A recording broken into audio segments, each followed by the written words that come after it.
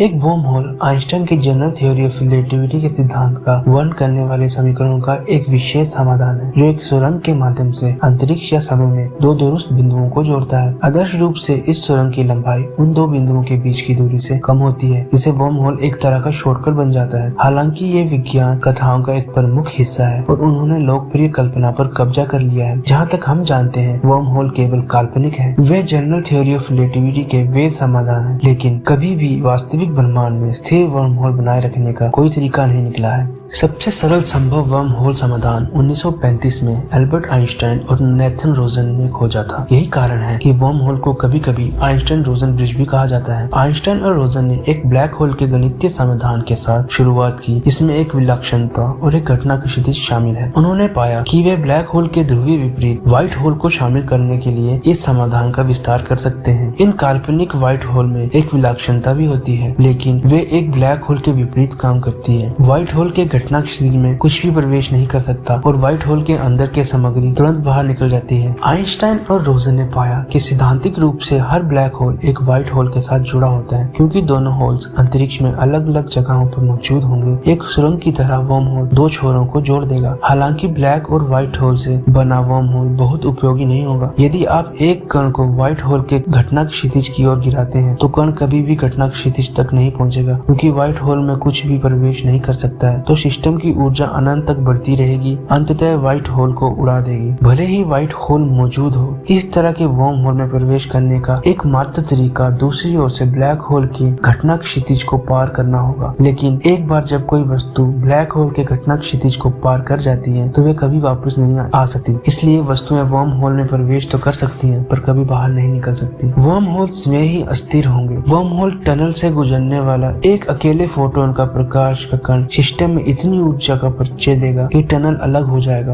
और worm hole को नष्ट कर देगा। अगर ऐसा वर्म होल मौजूद है तो ये बहुत ही अजीब लगेगा। प्रवेश द्वार एक ग्रह की सतह की तरह गोलाकार होगा। यदि आप इसमें देखें तो आपको दूसरी ओर से प्रकाश आता हुआ दिखाई देगा। वर्म होल सुरंग किसी भी लंबाई की हो सकती है और सुरंग के नीचे यात्रा करते समय आप ब्रह्मांड के उस क्षेत्र के विपरीत देखेंगे जहाँ से आप आए थे और जिस क्षेत्र में आप यात्रा कर रहे थे। पर वर्म होल के निर्माण का वर्तमान में कोई ज्ञात तरीका नहीं है और वर्म होल विशुद्ध रूप से काल्पनिक है, पर वैज्ञानिक लगातार इस खोज में लगे हुए हैं। क्या पता भविष्य में कोई तरीका मिल जाए जिससे हम वर्म होल को बना सके।